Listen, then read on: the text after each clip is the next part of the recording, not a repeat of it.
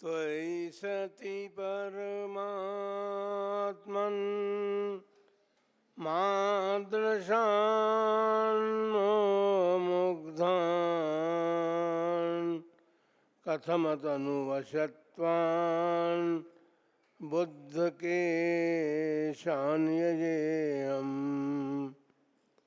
सुगतमगधरं वा वागधीशं शिवं वा जितभवमभिवन्दे भासुरं श्रीजिनं वा। 1000 श्री महावीर भगवान की 20वीं सदी के प्रथमाचार्य चारित्र चक्रवर्ती आचार्य श्री शांति सागर जी महाराज की, परम पूज्य आचार्य श्री वीर सागर जी महाराज की, परम पूज्य आचार्य श्री शिव सागर जी महाराज की, परम पूज्य दीक्षा गुरुवर्य आचार्य श्री धर्म सागर जी महाराज की, परम पूज्य आचार्य श्री अजित सागर जी महाराज की, परम पूज्य शिक्षा गुरुवर्य आचार्य कल्प श्री सुध सागर जी महाराज की, श्रीमद् जैन धर्म की वारिधि पंचम पट्टाधीश आचार्य शिरोमणि वर्धमान सागर जी महाराज की जय हो, जय हो, जय हो। जोलाचार्य संघ की जय। ढाकरिया जी ये वाक्य तो बदल लो थोड़ा सा, जयकार करना। हाँ, यह बात जरूरी, इस वाक्य से इनकी पहचान होती है कि ढाकरिया जी बोल रहे हैं।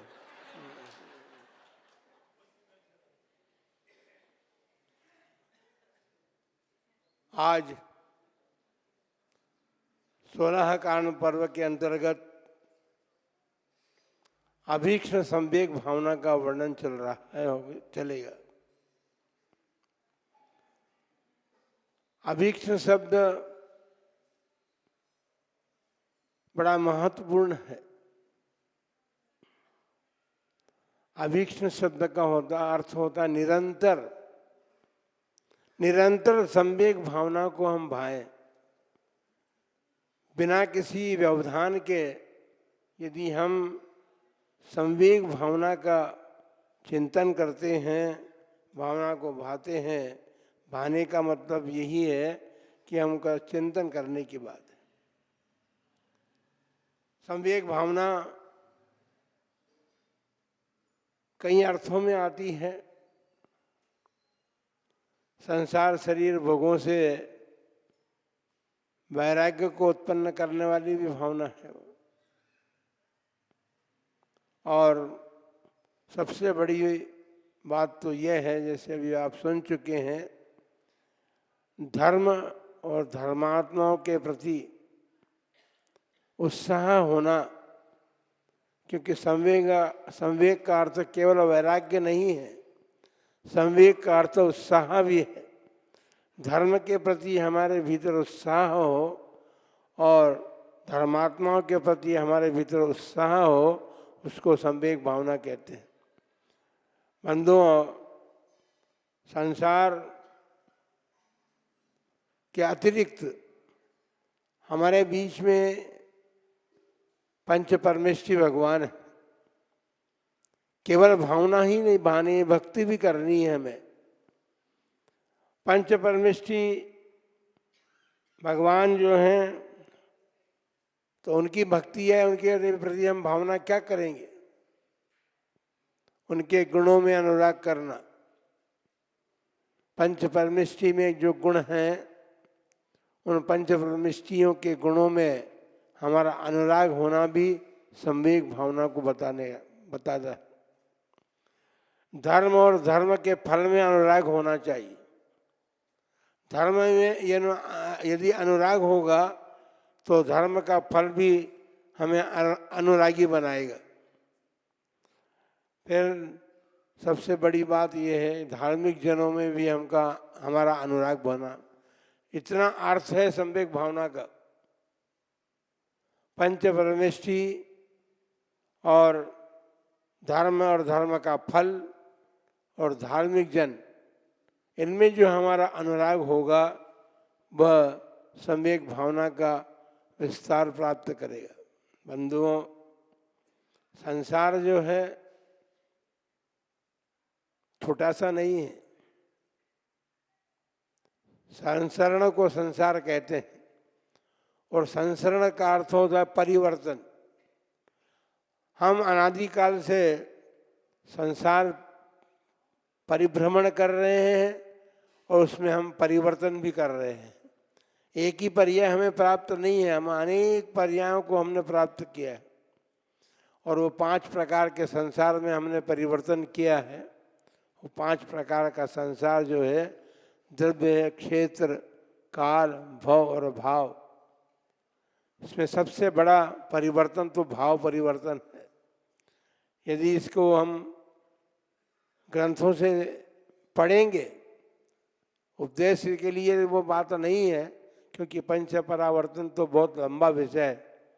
यदि उसको हम ग्रंथों के माध्यम से उसका अध्ययन करेंगे तो हमारी समझ में आएगा कि हमने अनादिकाल से इन 5 परिवर्तनों में रह करके और बड़ा कष्ट पाया है। संसार का परिवर्तन जो है छोटा परिवर्तन नहीं है। संसार के परिवर्तन में सबसे बड़ा तो भाव परिवर्तन होता। तो बंधुओं, भाव जो हैं हमारे काशायिक भाव जो है, काशायिक भाव हमें निरंतर संसार में वृद्धिंगत करने में कारण बनते हैं। तो हम जब इन 5 परिवर्तनों के स्वरूप को जानेंगे, समझ में आएगा। यदि ऐसा होगा तो कभी पंच परावर्तन पर ये बात करेंगे आपके बीच में। तो इस संसार जो है, संसार में सुख और दुख सभी अनुभव करते हैं, लेकिन संसार में सुख कम है, ज़्यादा गम है। गम का मतलब दुख। आप सभी अनुभव कर रहे हैं संसार में सुख बहुत कम है। वो भी हमारी मान्यता के अनुसार हमने सुख मान लिया है, लेकिन वो मान्यता जो है, वो मान्यता हमारे साता वेदनी कर्म के उदय में होती। जब साता वेदनी कर्म का उदय आता है तो हम कुछ सुख का अनुभव करते हैं, और सुख का अनुभव जो है वो हम बहुत दिन तक नहीं कर पाते, बहुत समय तक नहीं कर पाते। हमारा सारा समय जो है हमारी आयु का, वह सारा दुख के अनुभव में जब व्यतीत होता है। संसार में दुख के संसार चतुरंग संसार है। चतुरंग संसार अर्थात चारों गतियाँ सब संसार ही है। देव गति में हमने सुख प्राप्त किया, ऐसी हमारी मान्यता है कि देवगति में हम जाएंगे तो हमें सुख मिलेगा, लेकिन वहाँ भी दुख के कारण उपस्थित हैं। हमसे अधिक वैभवशाली देवों को देख करके हमारे मन में दुख की पीड़ा होती है। हम क्यों पीछे रह गए? पीछे तो अपने कर्मों से रहे हैं अपन। हमने ऐसे कार्य किए जिनके कारण हमें पीछे रहना पड़ा। देखिए, भगवान का पंच कल्याण प्रतिष्ठा महोत्सव होता है। अभी डागरिया जी जो है पंच कल्याण प्रतिष्ठाएं गिना रहे थे। तो कर्नाटक में जब हम थे, जब तो महामस्तकाभिषेक वाले महाराज कहलाते थे। सब लोग कहते थे कि महामस्तकाभिषेक वाले महाराज। लेकिन अब राजस्थान में तो हमको ये डागरे जी की यदि ऐसी दिव्य धुनी वाणी कीर्ति रही तो हमको फिर पंच कल्याणक वाले महाराज कहेंगे हमारे सब। तो बंधुओं, हमारा कहने का तात्पर्य तो ये है कि संसार महावन है, और इस महावन के भीतर, क्योंकि जब महावन होता है तो महावन तो इतना बड़ा होता है, उसकी ओर छोर को हम देख नहीं पाते। और इस भ्रमण करने में, उस महावन के भीतर भ्रमण करते हुए हमें अभी तक छोर प्राप्त नहीं हो पाया। हमने चारों गतियों में परिभ्रमण किया, नरक गति में जाकर के भी हमने सुख का अनुभव नहीं किया, और सबसे ज्यादा दुख का अनुभव तो वहीं हुआ है हमें।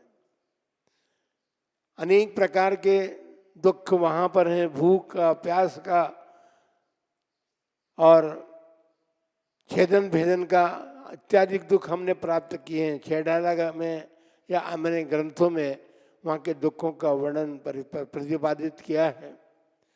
हमने जब हम दुख उन नरक गति के दुखों को पढ़ते हैं तो हमको समझ में आने का अवसर मिलता है कि हमने संसार में नरक गति को जब प्राप्त किया उससे भी ज़्यादा दुख तो निगोद का है, वो तिरंज गति के दुख हैं। और तिरंज गति में तो वध बंधन आदि दुख पाए जाते हैं। वो पंचेंद्रिय जीवों के दिखाई देते हैं हमें, लेकिन तिरंज गति में तो 1 इंद्रिय से 5 इंद्रिय तक के जीव हैं। आप जब श्वास लेते हैं और यदि वो रुकने लगती है तो कष्ट और पीड़ा का अनुभव करते हैं। हमारी श्वास यदि रुक भी जाती है थोड़ी देर के लिए तो हम मरण को प्राप्त तो नहीं होते। डॉक्टर उसका इलाज कर सकता है, करता है, या हम भी यदि प्राकृतिक चिकित्सा का योग हमारे जीवन में प्राप्त हो तो हम भी जो है उसको अनुभव कर सकते हैं। बंधुओं, तिरंज गति के दुखों में सबसे ज़्यादा दुख तो निगोद वाले जीवों का है, जहाँ एक श्वास में 18 बार जन्म मरण किया जाता है। आप कर सकते हैं एक श्वास में 18 बार जन्म मरण? हो ही नहीं सकता आपका। वो निगोदी जीव का ऐसा है संयोग कि वो एक श्वास में 18 बार जन्म मरण करते हैं। एक निगोदिया जीव के शरीर में अनंत निगोदिया जीव विद्यमान रहते हैं। अब बताओ, एक इतना छोटा सा शरीर है, उसमें अनंत निगोदिया जीवों का स्थान होता है। एक यदि निगोदिया जीव श्वास लेता है तो सबके श्वास आती है। एक मरण करता है तो सब मरण को प्राप्त होते हैं। एक जन्म लेता है तो सभी का जीवन प्राप्त होता है। तो बंधुओं, इतने कष्ट तो हमने तिरंज गति में भी पाए हैं। ऐसा नहीं है कि हम पहली बार मनुष्य बने। अनादिकाल से अब तक तो हमने 84 लाख योनियों में परिभ्रमण कर लिया है, और उन परिभ्रमणों में हमने दुख ही दुख प्राप्त किए। पर महाराज, सुना है हमने कि देवगति में सुख ही सुख है। तो देवगति में सुख तो है, क्योंकि सौधर्म इंद्र अभी बने नहीं है। देवगति भी हमने पूरी पूरी प्राप्त कहाँ की है। सची इंद्राणी भी हम नहीं बने, नहीं तो अभी तक तो हम अपना किनारा प्राप्त कर लेते। संसार से परिमुक्त हो जाते हैं हम लोग। अनेक दक्षिणेंद्र नहीं बने, लौकांतिक देव नहीं बने, सरवार सिद्धि नहीं गए, और नीचे के 9 ग्रह से ऊपर के जो हैं वहाँ 2 भाव मनुष्य भोग के प्राप्त करके हम निर्वाण प्राप्त कर सकते थे। ठीक है, इन सब स्थानों को तो अभी तक हमने प्राप्त ही नहीं किया। फिर देवगति में सुख किस बात का है? विमान में घूमने का है ना, तो विमान तो मनुष्य गति भी मिलता है। अब तो विमान बहुत तीव्र गति से भी चलने लगे हैं, तो यहाँ भी सुख मिलता है विमान का। तो सुख इस बात का नहीं है वहाँ पर, वहाँ जो दुख इस बात का है कि जो कम वैभवशाली देव हैं वो अधिक अपने से अधिक देवों को देख करके वैभवशाली उनके वैभव को देख करके दुख का अनुभव करते हैं। ये सामान्य बात नहीं है। सबको अच्छा लगता है कि भगवान का जन्म कल्याणक जब मनता है तो अभियोग्य जाति की जो देव है ना, वो देवगति में अभियोग्य जाति के देव भी हैं। उनके वाहन ही बनना उनका कर्म है और वो वाहन ही बनते हैं देवों के लिए। जब ऐरावत हाथी यहाँ पर आता है तो वो एक देव ही ऐरावत हाथी बन करके यहाँ जन्म कल्याणक में आता है। अनेक प्रकार के रूपों को धारण करने की स्थिति उन देवों की बनती है। वे मूल शरीर से तो यहाँ पर नहीं आते हैं, अपना शरीर ही उस प्रकार का बना करके विक्रिया रिद्धि उनके पास है, उस विक्रिया से शरीर को बना करके वो यहाँ पर आते हैं। अब रही मनुष्य गति, तो मनुष्य तो सब सुखी दिखाई दे रहे हैं, है ना। देखिए सब चेयर में लोग चेयर पे बैठे हुए हैं, भूमिपाल लोग जो भूमि पर बैठे हुए हैं सुखी दिखाई दे रहे। रहने के लिए आपके पास मकान है, भोग की सामग्रियां आपके पास है, आपके पास भोजन आपको ठीक इस प्रकार से मिलता है, आपके मन माफिक मन की इच्छा के अनुरूप आप भोजन करते हैं, सब कुछ बात है। लेकिन मनुष्य गति भी सुखमय नहीं है। मनुष्य गति में तो यदि दुखों की गिनती करें आप दुखों की गिनती नहीं करें, आप अनुभव करें कि हमको किस किस प्रकार के दुख इस मनुष्य गति में मिल रहे हैं। हमको मनुष्य गति में दुख मिल रहे हैं, इष्ट वियोग सबसे बड़ा दुख है। इष्ट पदार्थ का वियोग हो जाता है तो हम दुखी होते हैं, और पदार्थ के प्राप्त होने पर भी दुखी होते हैं, पर वो पदार्थ होता अनिष्ट, जो हमें इष्ट नहीं है। वो पदार्थ यदि हमें प्राप्त हो जाता है तो हम दुखी होते हैं। वहाँ पर दरिद्रता का दुख है, तन के रोगी वहाँ पर मिलते हैं, कोई रोग उत्पन्न हो जाता है तो दुख होता है। एक दिन के लिए यदि बुखार भी आ जाए तो हम अनुभव करते हैं आज तो हमारे शरीर में बहुत वीकनेस अर्थात कमजोरी आ गई है। बंधुओं, सबसे बड़ी बात कलिहारी नारी की प्राप्ति हो जाए तो, कलह करने वाली नारी की प्राप्ति हो जाए तो सुख मिलेगा? नहीं मिलेगा ना। तो उसका भी दुख है मनुष्य गति में। फिर भाइयों को भाई की प्राप्ति होती है, सुख का अनुभव करते। हमारे 4 भाई हैं, 5 भाई हैं, 10 भाई हैं, तो भाइयों का सुख यदि कहीं भाई बैरी हो जाए तो, पार्श्वनाथ भगवान के तो कहानी अपने सामने है, लेकिन ये घर घर की कहानी है। वर्तमान में तो बहुत लोग मिलेंगे जिनके घर में बैरी के सम भाई मिला है, और वह जो कुछ भी कर रहा है करता है, उसकी जब जानकारी हमें प्राप्त होती है तो हमारे मन में बहुत बड़ी पीड़ा का अनुभव हम करते हैं। पुत्र का मरण हो जाए तो दुख होता है। एक कहानी है, छोटी सी कहानी है। एक राजा था, सर्व प्रकार से सुखी था, और रात्रि में जो शयन कर रहा था तो उसे स्वप्न आया, एक बहुत बड़ा महल है मेरे पास, और उसके अतिरिक्त लोग तो एक पुत्र के लिए कोशिश करते हैं, प्रयत्न करते हैं, लेकिन मेरे पास तो 12-12 पुत्र हैं। रात्रि में हो रहा है ये। अब एक पुत्र था, बीमार हो गया था, तो राजा और रानी दोनों उसके सिरहाने बैठे हुए हैं। रात भर जगते हुए राजा को नींद लग गई थी, और नींद लगने में ये सब देख रहा था कि बहुत बड़ा महल है और 12 राजकुमार मेरे।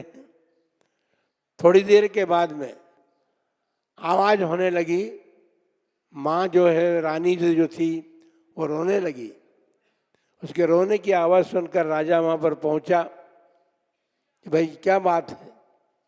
अरे क्या बात क्या पूछ रहे हो, जो पुत्र था वो तो मर गया। तो थोड़ी सी एक झटका उसको जरूर लगा राजा को, लेकिन उसके बाद वो हंसने लगा। तो सब लोग महल में जो लोग उपस्थित थे वो रानी भी कहने लगी कैसे पागल हुए हो, कि पागल तो नहीं हो गए आप कि इतने बड़ा दुख का अवसर हमारे सामने है और आप हंस रहे हैं। तो राजा कहता है कि भाई एक बात है, सबसे बड़ी बात, तुम तो एक पुत्र के लिए रो रही हो, मेरे तो 12 पुत्र समाप्त हो गए, मैं एक पुत्र के लिए रोऊं या उन 12 के लिए रोऊं?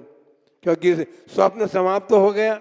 नींद में स्वप्न देख रहे थे, तुम्हारे रोने को देख, आवाज को देख करके मैं जाग गया, स्वप्न मेरा समाप्त हो गया, महल भी गया, धन दौलत भी गई और 12 पुत्र चले गए।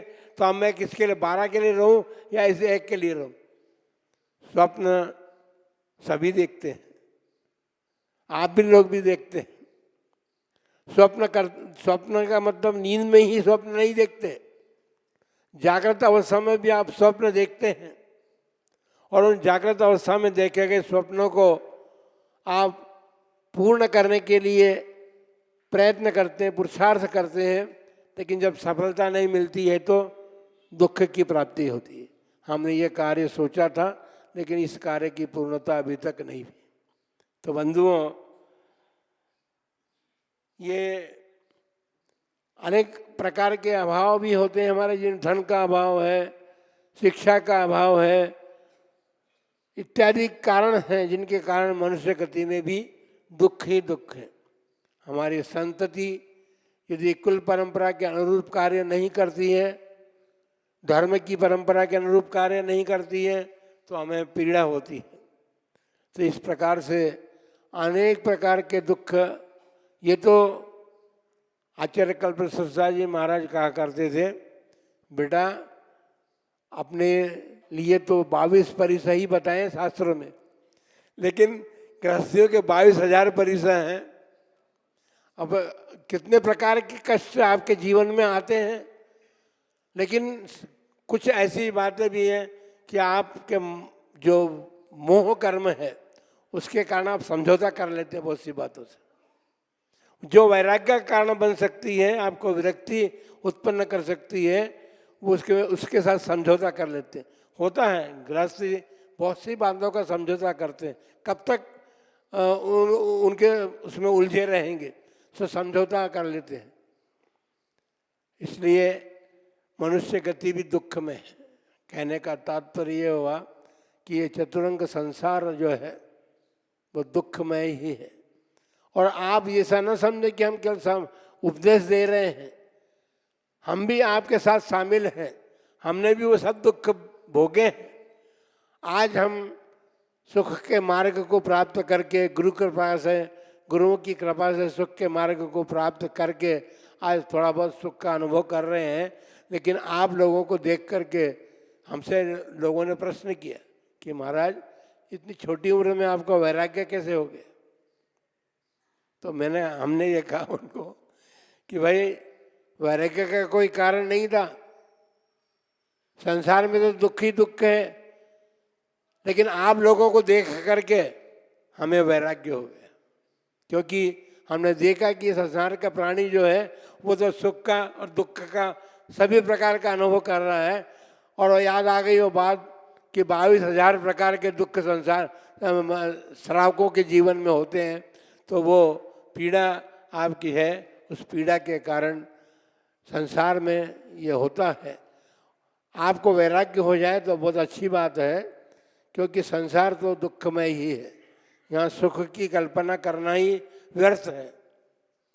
अनेक प्रकार के दुख भोग करके भी आप सुख की कल्पना करते हैं, यही सबसे बड़ा दुख है। और बंधुओं, पंच परावर्तन रूप संसार में आप सब जो है करें, लेकिन कर्म की तरफ भी ध्यान दें, अपने परिणामों को भी संभालने का प्रयत्न करें। अपने परिणामों के कारण ही हम जो कर्म बंध करते हैं, उन कर्म बंध के कारण हमें दुख की अनुभूति होती है, इसलिए संवेग भाव आपके अंतरंग में जागृत हो।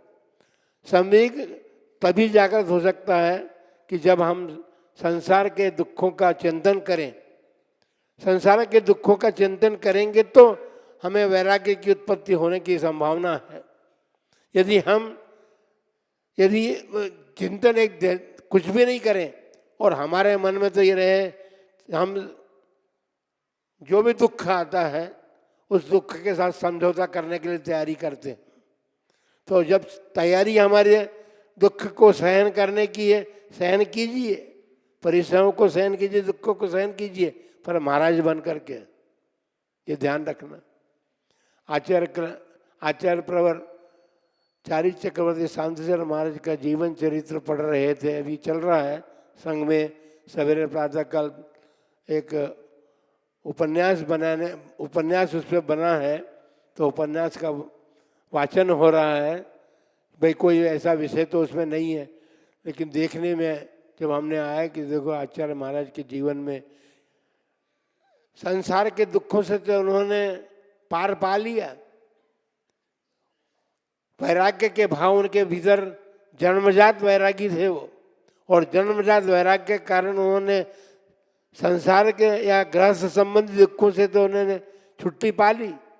लेकिन जब दीक्षा धारण की तो गुरु ने यह कहा कि भाई तुम मुनि दीक्षा की बात कर रहे हो, क्षुल्लक दीक्षा तो उन्होंने ली ही थी, और क्षुल्लक दीक्षा के बाद एलक भी दीक्षा ली। एलक बनने के बाद भी उनके भाव जगे कि भाई मुझे और आगे बढ़ना है। अभी तो ये तो गृहस्थ के पद हैं, क्षुल्लक पद और एलक पद तो गृहस्थ के ही पद है, मुझे तो इससे भी ऊपर उठना है। तो गुरु के पास गए, जिनसे क्षुल्लक दीक्षा ली थी, उन्हीं के पास जाके निवेदन किया। तो महाराज ने उनको ये कहा कि भैया ये पंचम काल है, काल बहुत विपरीत काल चल रहा है, और इसमें संयम के नियमों का, संयम का पालन करना बहुत कठिन होगा। आप विचार एक बार फिर करें। लेकिन जब वो दीक्षा लेने गए, भाग्य की बात है कि महाराज ने पंच कल्याणक में तब कल्याणक के लिए दीक्षा ली थी, और हमारी भी दीक्षा तब कल्याणक के दिन ही थी। बंधुओं, जब वहाँ से उन्होंने बिहार किया गुरु आज्ञा लेकर के, कितने कष्ट उनके जीवन में आए। उन्होंने चारित्र के जितने भी विभाग थे उनको अपने जीवन को प्रयोगशाला बनाया, और उस प्रयोगशाला में उन अंगों का, चारित्र के अंगों का प्रयोग कर करके उन्होंने अपने आप को सुदृढ़ बनाया। वैसे तो वो सुदृढ़ थे ही, लेकिन जब दीक्षा ली और दीक्षा लेते ही मुनि बने और विहार किया, तो तीव्र बुखार में उन्होंने वहाँ से विहार किया। और पहला चातुर्मास उन्होंने कोगनरेली में किया था। उसके बाद आगे जहाँ भी चातुर्मास हुए हैं तो उनको 5-5 दिन तक आहार नहीं मिला, क्योंकि आहार की विधि कोई जानता नहीं था। और ये सब जानते थे कि आचार्य महाराज जो हैं या महाराज जो हैं वो अपने संयम के साथ समझौता नहीं करेंगे। एक दिन तो ऐसा भी अवसर आया, एक श्रावक के घर पड़का लिया श्रावक ने भक्ति के वश, लेकिन उसको मालूम था मैं महाराज को दूंगा क्या, मेरे घर में तो अभी वैसा भोजन भी नहीं है। लेकिन श्रावक ने थोड़ी बुद्धिमत्ता से काम लिया, पत्नी को इशारा किया, वो पड़ोस के जहाँ चौका लगा था वहाँ से शुद्ध भोजन लेकर के आई। आहार तो करा दिया महाराज, लेकिन जब महाराज को मालूम पड़ा कि आज तो अशुद्ध भोजन या दूसरे घर से आया हुआ भोजन मुझे कराया गया, आप देखिए कि उन महामुनिराज के मन में कितनी धर्म के प्रति भावना थी। वे तप्ती शिला पर बैठ गए, ग्रीष्म ऋतु का समय था, और पहाड़ के ऊपर तप्ती शिला पर उन्होंने प्रायश्चित रूप में और ध्यान किया कि भाई अब तो मेरे को इतना बड़ा दोष लगा है, तो मैंने अपने दोष का संशोधन तो मैं इसी प्रकार करूँगा। तो बहुत सारे कष्ट उनके जीवन में आए हैं, और उन कष्टों के भोग करके भी, उन कष्टों को उठा करके भी उन्होंने अपने संयम धर्म का परिपालन करके, और क्योंकि उनके मन में धर्म के प्रति उनके मन में भक्ति थी और संयम के प्रति भी उनके जीवन में भक्ति थी। उसके कारण उन्होंने निर्दोष रीति से संयम का पालन करके हम सब लोगों के लिए एक मार्ग प्रशस्त कर दिया कि इस युग में भी संयम धारण करके और उसका निर्वाह किया जा सकता है। तो बंदों, इस अभीक्ष संवेग अर्थात निरंतर संवेग की भावना हमारे भीतर बने, हमें संसार का स्वरूप समझ में आए और उसका हम चिंतन कर निरंतर कि संसार दुखमय है। इत्यादि बातों से हम संवेग वैराग्य, संसार शरीर और भोगों से विरक्ति और वैराग्य को भी प्राप्त करके अपने मनुष्य जन्म को सफल कर सकते हैं। आप सब के मन में भावनाएं जगे, आप निरंतर ज्ञानाभ्यास के साथ साथ निरंतर संवेग की भावना या वैराग्य भावना का भी आप चिंतन करते हुए अपने जीवन को सफल और सार्थक बना सकें। इन्हीं मंगलमय भावनाओं के साथ केवल महावीर भगवान की